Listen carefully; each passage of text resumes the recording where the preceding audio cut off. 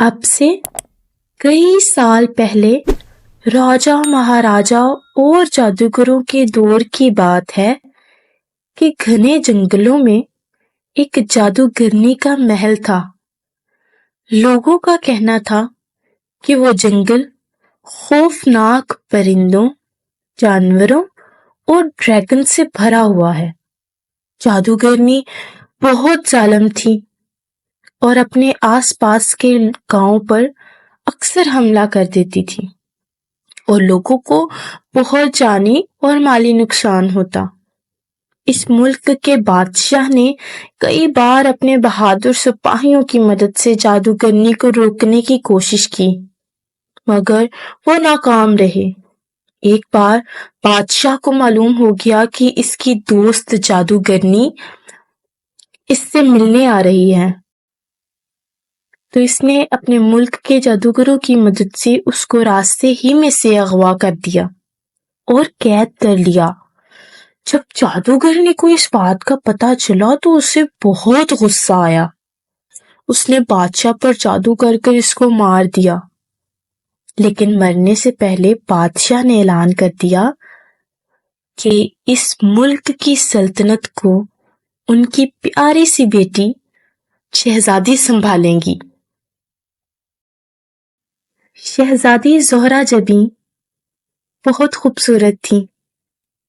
दरअसल उनकी तरबियत शहजादों की तरह की गई थी।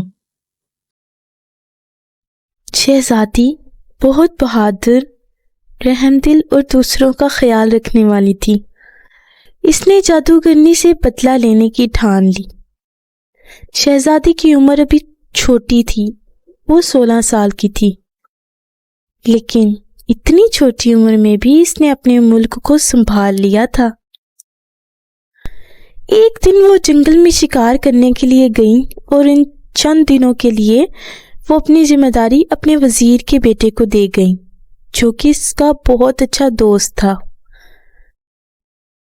जब शहजादी शिकार के लिए जंगल में पहुंची तो इन्हें एक परिंदे की आवाज सुनाई दी। शहजादी ने अपने सिपाहियों से कहा कि इस परिंदे को फौरन ढूंढा जाए, लेकिन सिपाहियों ने कहा, हजूर, आप किस जख्मी परिंदे की बात कर रहे हैं? दरअसल ये आवाज सिर्फ शहजादी को आ रही थी। असल में जादूगरनी को मालूम हो गया था कि इसके पास शहजादी ज़ोहरा जबीं को मारने का मौका है, इसलिए जादूगरनी ने जादू के जरिए शहजादी को अपने करीब बुलाना शुरू किया था ताकि इसे खत्म कर सके। चलते चलते शहजादी की नजर अचानक एक सांप पर पड़ी। सांप ने कहा, शहजादी, लौट जाओ। ये सुनकर शहजादी उसे हैरत की निगाहों से देखने लगी। सांप ने कहा, बेटी, अगर तुम ये सोच रही हो कि मैं एक सांप हूं तो तुम बहुत गलत सोच रही हो। मैं भी तुम्हारी तरह एक इंसान हूं। मुझे इस जालिम जादूगरनी ने सांप बनाकर रखा है। अब वो तुम्हें अपनी तरफ बुला रही है ताकि तुम्हें मार सके। शहजादी जब सांप की बातें सुन चुकी तो कहने लगी कि हम इस जादूगरनी को कैसे खत्म कर सकते हैं। सांप ने शहजादी को सारी तरकीब बताई। शहजादी अपने महल वापस आई। इधर जाकर उन्होंने अपने जादूगरों और अक्लमंद मशीरों के साथ मिलकर जादूगरनी को मारने का प्रोग्राम बनाया। सब जादूगरों ने मिलकर शहजादी को एक तलवार दी, जिस पर उन्होंने जादू से बहुत ज्यादा ताकत पैदा कर दी थी। और अगले दिन सुबह सवेरे वो अपने तेज रफ्तार घोड़े पर सवार होकर जंगल की तरफ चल पड़ी। वहां जाकर उन्होंने पूरे जंगल में महल तलाश किया, लेकिन इसे कुछ ना मिला। फिर भी इसने हार ना मानी और महल की तलाश जारी रखी। अचानक इसका पांव किसी चीज से टकराया। जब इसने देखा तो कुछ भी नजर ना आया। वो समझ गई कि जादूगरनी ने अपने आप को महफूज रखने के लिए महल गायब कर दिया है।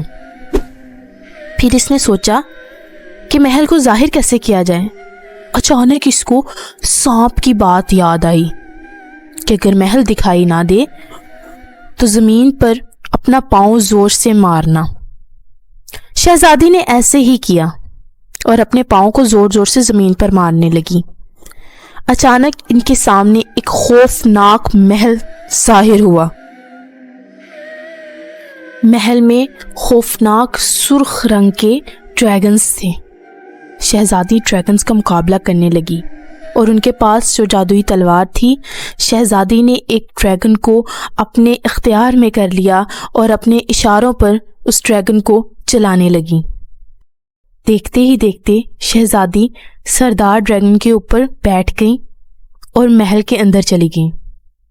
جادوگرنی یہ دیکھ کر آگ بگولا ہو گئی۔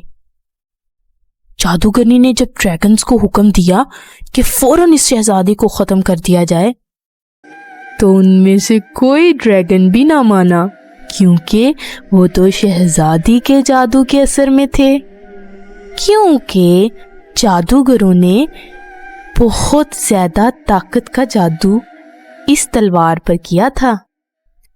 پھر کیا، دیکھتے ہی دیکھتے شہزادی نے اپنے ڈریگنز کو حکم دیا کہ اس جادوگرنی کو ہلاک کر دیا جائے۔ جادوگرنی اور ڈریگنز کے درمیان سخت مقابلہ ہونے لگا۔